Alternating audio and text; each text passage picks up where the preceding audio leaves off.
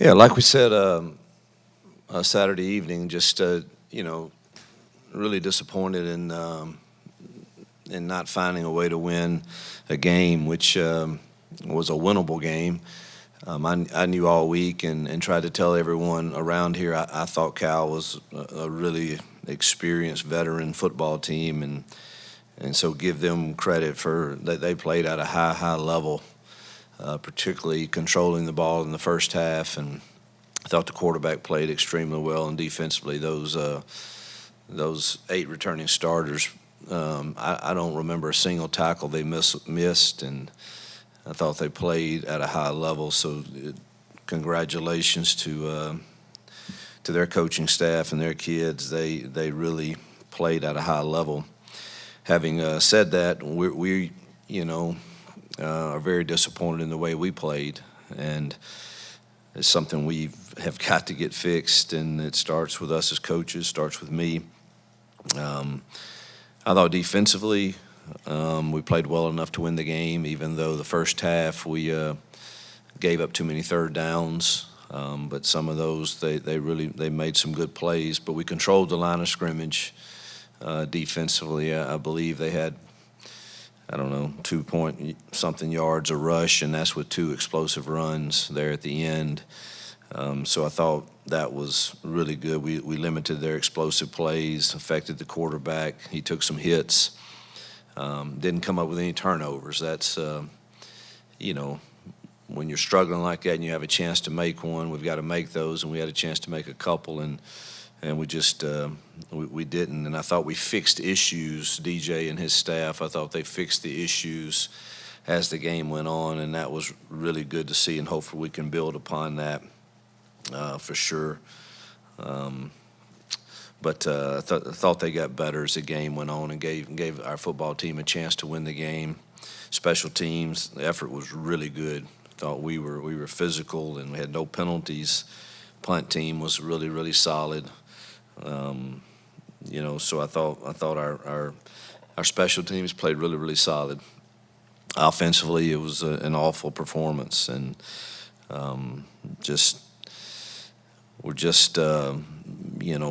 we've got to find some consistency there, and that's our job this week, to find that as we get ready to play New Mexico, who went toe-to-toe with, I think Arizona's ranked 20th in the country right now, and they went toe-to-toe with them and do some really good things, both offensively and defensively. So be a good test of our character, as adversity always reveals what that is, and we'll get to see that as we continue to try to build this program. We're going to start on the left front row, Brian, and then JG. Hugh, you mentioned overcoming adversity. Well, week 1, you had a really big game where everything came easy. This week, not so much. How do you think your team will react to this adversity? Yes, I look forward. I wish like heck we had morning practices, so I would have already seen all of them. But just got to see a few of them yesterday, and won't see the whole team for another couple hours here this afternoon. But I expect us to respond like you should, and the leadership of the team has to demand that. And I don't think any of them. I did talk to the Culture Council, and all of them are saying all the right things, but you have to carry that over into your prep.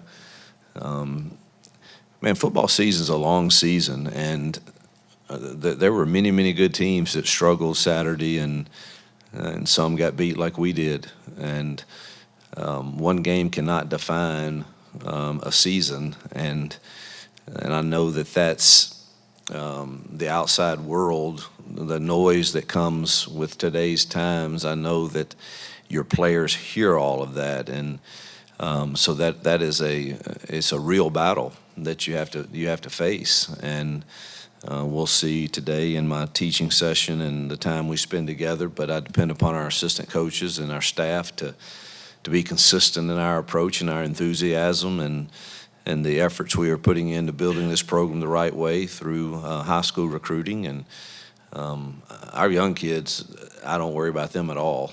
They have a passion right now that's really fun to watch and coach, and so we just got to make sure that that the older guys that have been through all of this, and you hear all the talk of this is the goals of every year, and the goal ought to be 1-0 this week, period, and nothing else. And so that message will come across clear to our kids, and hopefully they'll respond the right way.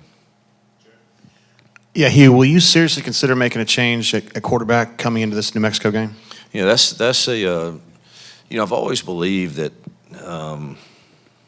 First of all, we aren't talented enough yet to play bad and win. And I know everybody doesn't want to hear that. But the way we're choosing to build this is to try to develop young men. And obviously, if you follow recruiting, we're starting to get our roster to be better. But we can't play poorly and win, particularly with 5 turnovers. And other good teams can't either, obviously, as you see across the nation. But we're not there yet, but we're going to get there. And I said it's going to take some patience, but not that you should be satisfied. Anyone should be satisfied with Saturday's performance. But we will get there to where we could possibly play poorly and still win. We're not there yet.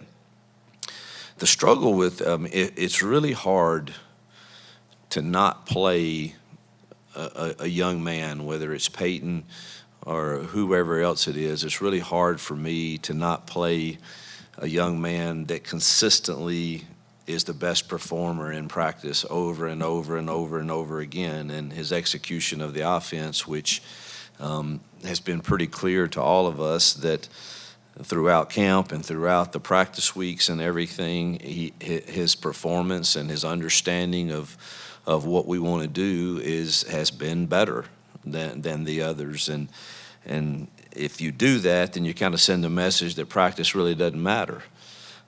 Having said that, you have to carry that over into the games. You have to. And I did witness him play really, really good football in some big games last year.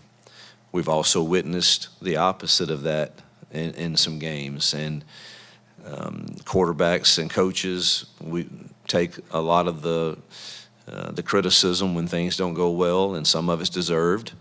And some, when you watch the film, is, that's really not exactly what people would say happened. And, of his 4 interceptions, one was, he took a hit right at the throw. He's got a guy running wide open. And let me say this about the calls from the staff, from Nix and Kent and the other people who made calls. There were some really good calls made in that game, and we had people running like wide open. And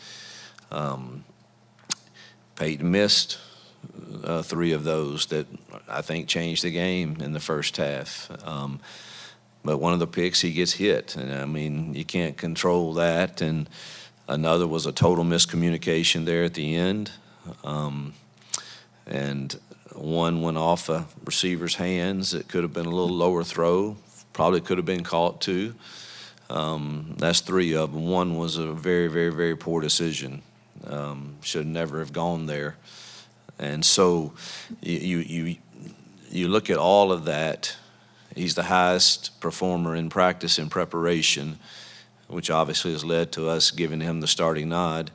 And but there's got to be carryover into the game. And I think it was John Wooden that once said that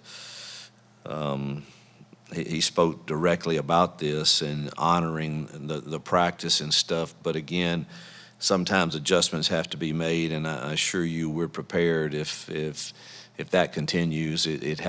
We have to go another direction. Yes, what's the status of Xavier Miller, Cam Coleman, any other injury issues with this team? Yeah, both will be questionable for sure. I think Cam probably has a better shot of playing than Tutal.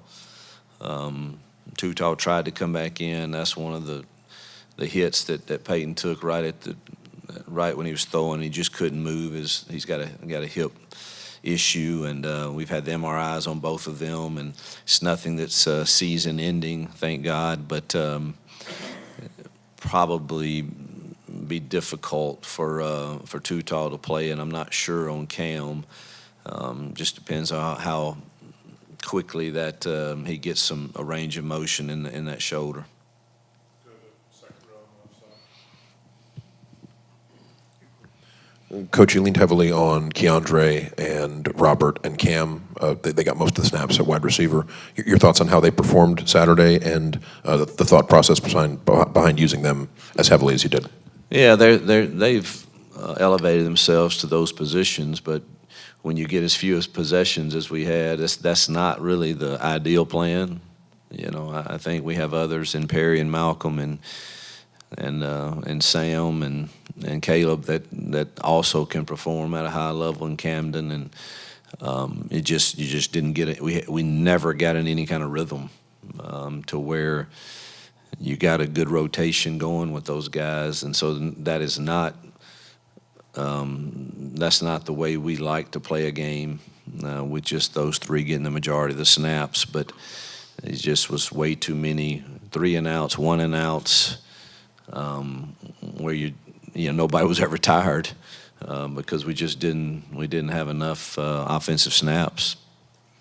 Stay in row 2, get 2 more on row 2.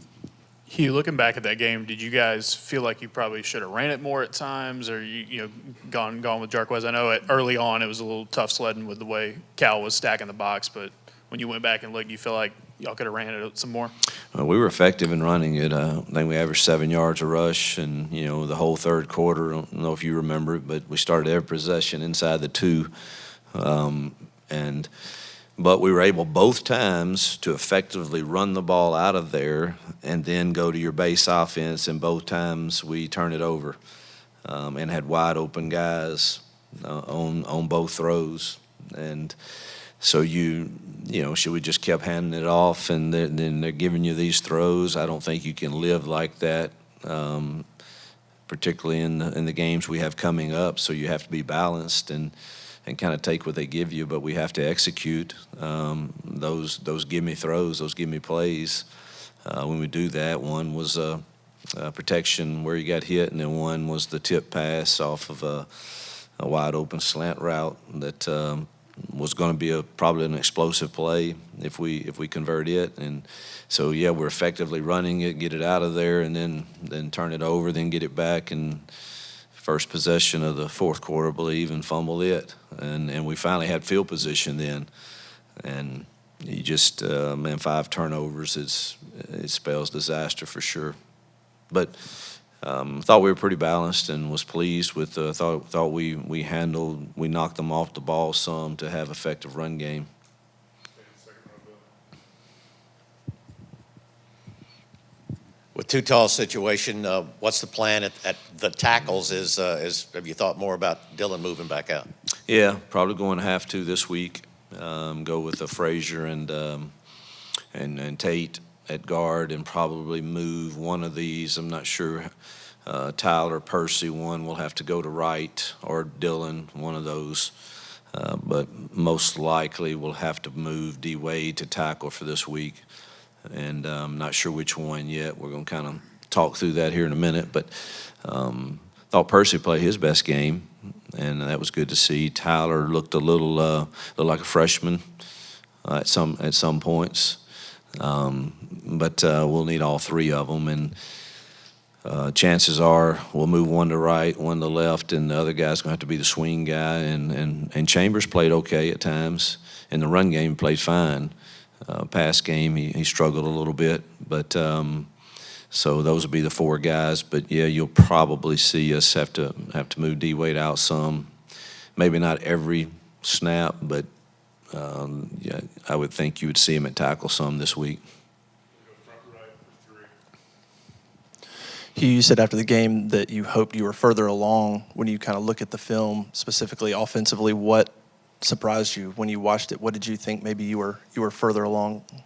Us not executing the offense from the quarterback position, truthfully. We just didn't. I've got a reel of about 15 plays that it's just things we've got to get right and are typically done right in practice. And our coaching staff feels like maybe we attempted to carry too much because of all the different looks that they give you, which they do, and they did a good job with that. And instead of us just, man, this is who we are, and let's do what we know we can do, where there's a clear mind, clear head, and I assure you the package will not be big moving forward for this week, and so that we can get an accurate picture of, is this going to be a reoccurring theme where we have to make decisions? So we probably carried a bit too much, but we just missed some very simple things that keep us ahead of the chains and not in those third and longs, which we just can't live in. Hugh, you said you wanted to, see a little bit more before you decided to make that decision. Is this something where you give Hank maybe some first-team reps in practice, or do you want to give Peyton more opportunities to execute? I'm meeting with both of them individually as soon as we get through here and going through that cut-up reel, and going to see how all of that goes, and we'll go from there. Hank will definitely get his share of reps this week, for sure, and let's see. But I expect them both to respond the right way and go out and have a great week of practice. But again, it's now at a point where it can't be just the execution in practice that matters. We're going to have that carryover into the game, which I have seen evidence of. But I'm also you also have had some of these that just make you scratch your head and say, what are we doing? Yeah, we saw Keontae not on the field much at all second half defensively. He was returning punts. We saw more of Antonio Kite. Yep. What's kind of his role now? Is he moving back inside a little bit more, and how much pressure does that put on the outside? It's a lot of pressure on that secondary right now. We're thin, really thin, and Keontae's still struggling with that hamstring. And we just got to get him healthy. We need him desperately. I think he only played in dime situations in the second half, and we really need him to play a majority of the snaps. So hopefully we can get him healthy.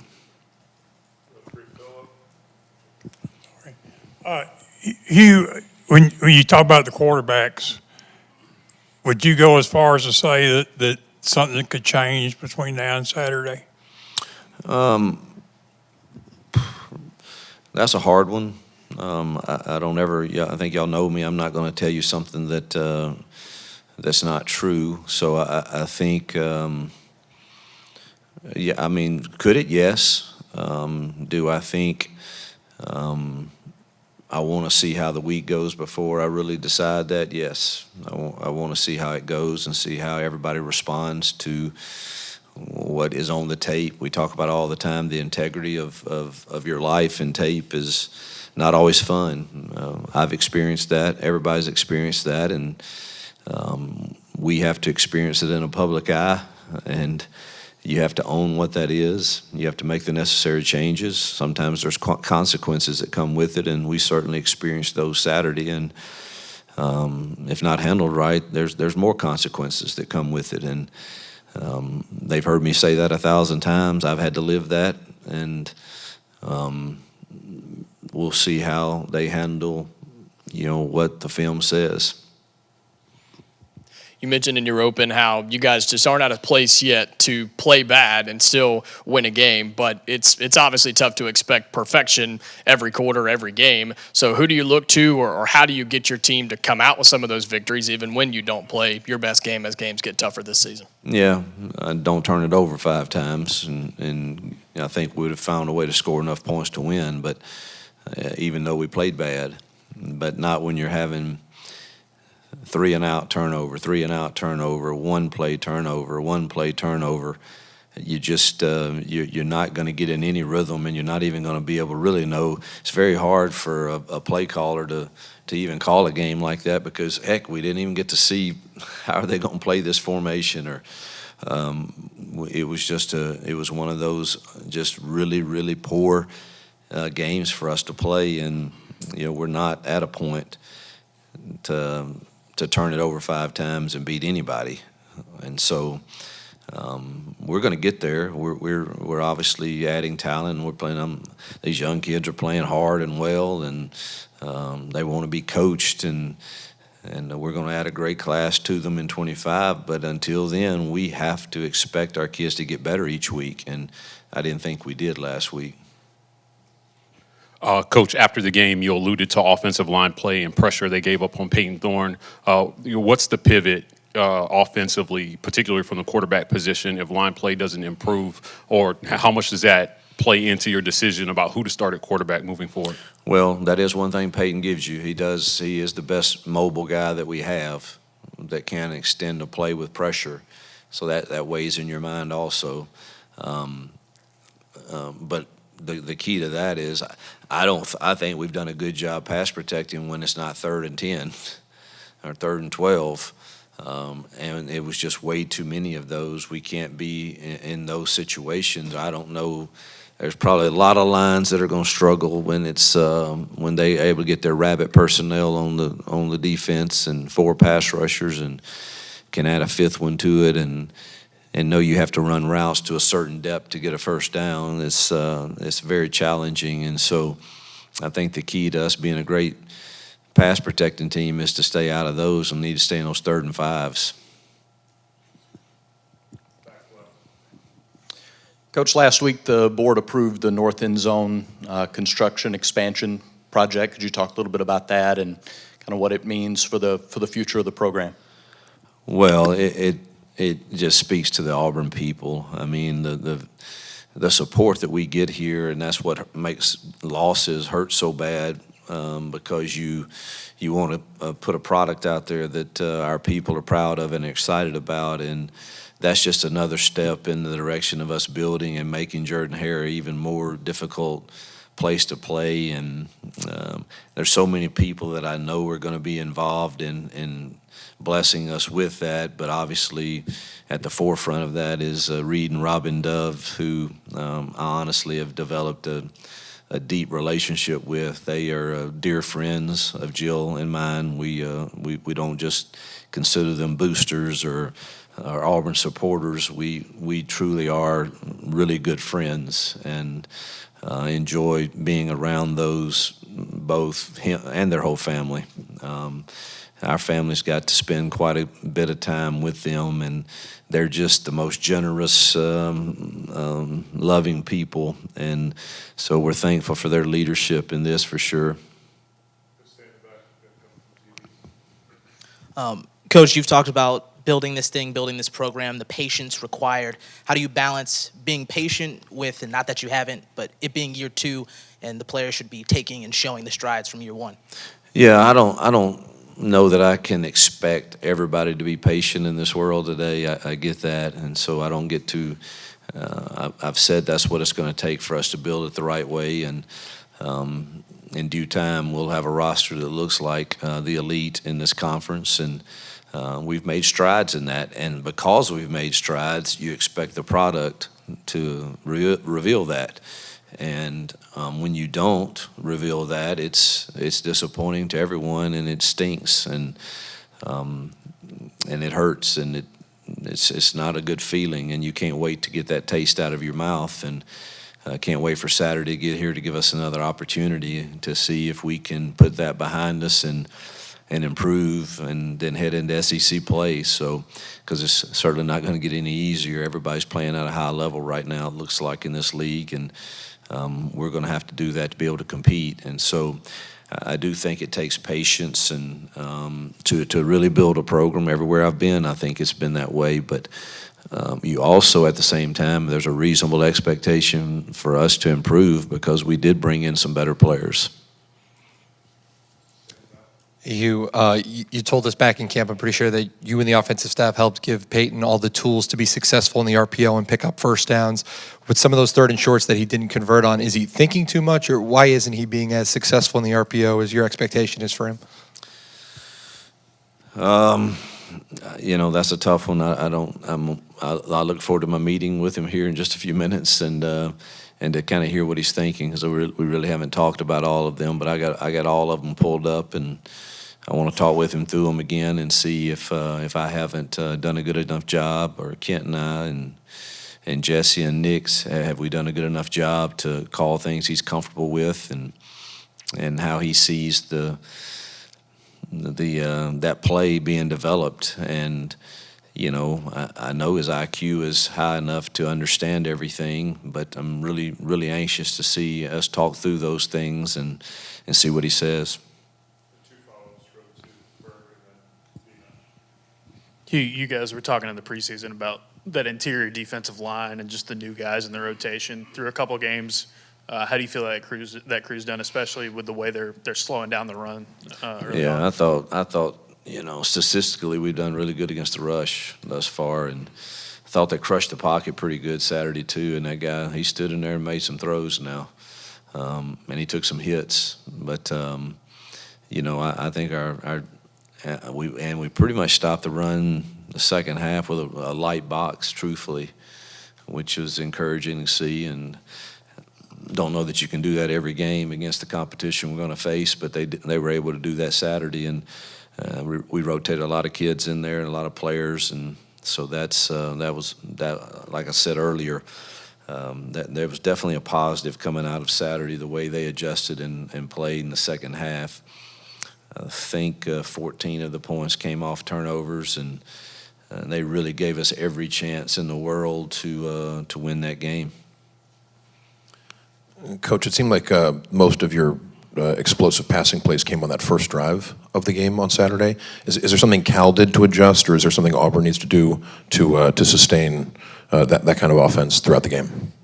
Yeah, well, we didn't have enough possessions in that first half to do it, and we had another explosive play that we didn't get protected, and I wish you could see the film and just see how open they are, and those are the ones we've got to convert on and get protected. So it was a mixture. And heck, I guess we just had, 3 possessions the first half other than the 2-minute drill. And that's an uncomfortable feeling to have for sure. They just controlled the whole clock. And the second half was the opposite, honestly. And we probably won the time of possession in the second half because of the way our defense played. And just could never get any consistency going, though, because of the turnovers or sacks. You talk about interior defensive line. You guys knew Malik Blockton was a guy that had come on, but what have you seen out of a guy in 2 games in his college career to be out there with the first-team defense a lot? Like I said earlier, these young kids are just, it's a lot of fun coaching them. And, Keldrick Falk, I think, had a great game also, and he's one of the best leaders and young men we have on our team. And Malik is kind of following him, which I like. And he's just always excited to practice, always excited to be coached. He's just young, and it's refreshing, as are all those young receivers, too, all these young kids, Amaris Williams, too, Waller, all of them, Riddick. We've got some really good young players, and Malik is, I didn't know he would be this far along, but it's really pleasant to see. Yep, thank you, guys.